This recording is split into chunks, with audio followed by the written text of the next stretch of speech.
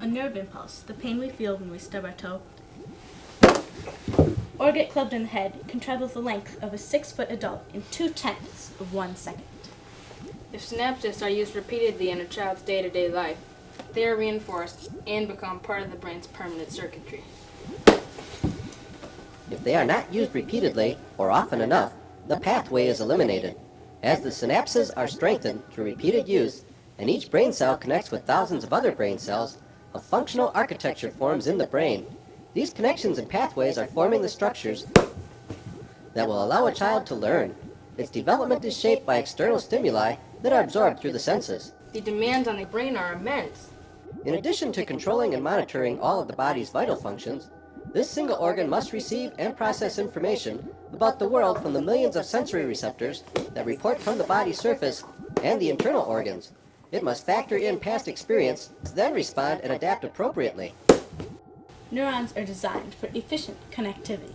Every neuron has an axon, which sends electrical signals to other neurons, and numerous hair-like structures called dendrites, which receive incoming signals. A synapse is produced when the axon of one neuron connects with the dendrite of another. Transmission of an electrical signal across this hookup requires a neurotransmitter chemical, such as serotonin, dopamine, or the endorphins. Neurons signal by transmitting electrical impulses along their axons, which can range in length from a tiny fraction of an inch to 3 or more feet.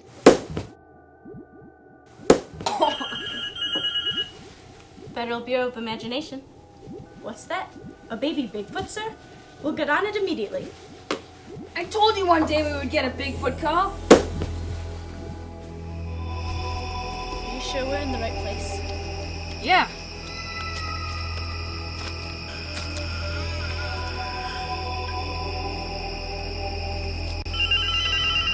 Hello? You hear that? Sounds like crying. Sounds like it's coming from over there.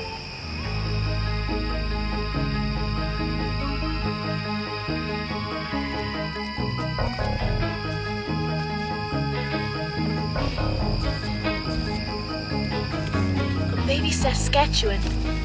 I see it, but being true to character, I still don't believe it. There must be a logical explanation. This is a critical time in a baby's life. This is the critical time when a baby's brain develops bonding and attachment. Attachment. Healthy, nurturing interactions are the most important building blocks for growth, development, successful human relationships, as well as the discovery and meaning of self and surroundings. Attachment is the bond that flows between the infant and the caregiver. If the caregiver is warm, predictable, and consistently there, the infant will become securely attached to the caregiver and much more likely to be emotionally competent. Oh no.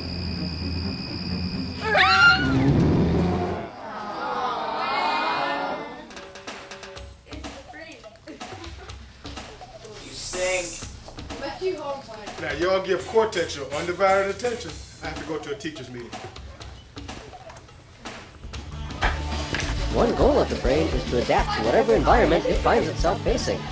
A brain that faces a chaotic environment will adapt to respond to that environment. This is a lot of stimulation for me, but my corpus callosum is okay. I have important information about neurons that I need to share with you. Electrical signals trigger the release of special chemicals, neurotransmitters, which relay the impulse to the next neuron. Let's give it up for CorteX. Yeah, right. Boring? How could learning about your brains be boring? What? You can all come back after recess for more.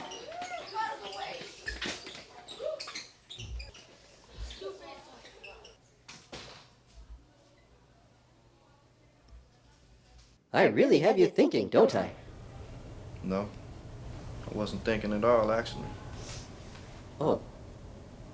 Hey, do you know anything about diapers? My girlfriend Blondella told me to do some research on diapers. Diapers? That can't be good. Why not? Did I ever tell you about neurons? Please, no more information on my brain. My cortex feels like it's about to explode. The more my brain finds out it hasn't had what it should have had, the more depressed I'm getting. The good news is, it is never too late to work that muscle called the brain. The more you work it, the more doors that open. Sounds good, but Do you think I could ever become as smart as you? No, but I could make you smarter than you are now. Are you ready to listen and learn? Yeah. Kinda, I guess. Neurons are a specialized cell designed to transmit information to other nerve cells or neurons. After birth and as a child grows, complex neural wiring takes place, which will link parts of the brain together, establishing the foundation for intellectual and emotional development. Specific parts of the brain are wired at different times. These times are called either critical windows or sensitive periods. For instance, infants must be able to see in order for the visual system to develop. If something blocks an infant's sight during the first 6 months, the child is likely to be blind in the affected eye.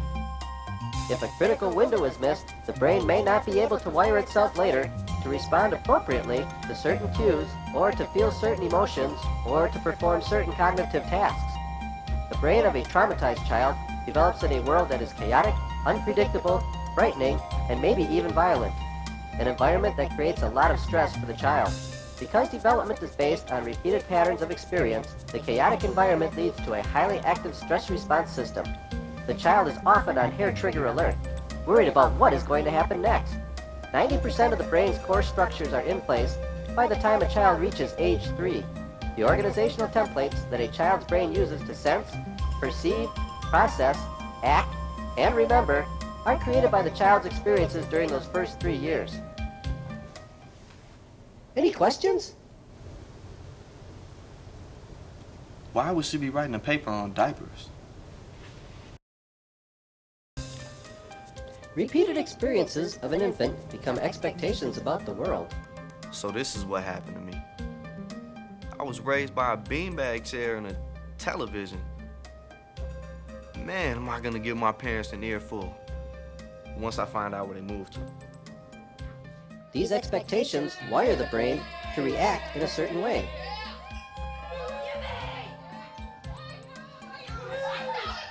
The brain will react to survive whatever environment it is placed in. For example, an abusive caregiver may cause children to become overly obedient. What? Distracted caregivers may result in children becoming little entertainers. Unresponsive caregivers often result in children becoming demanding bullies.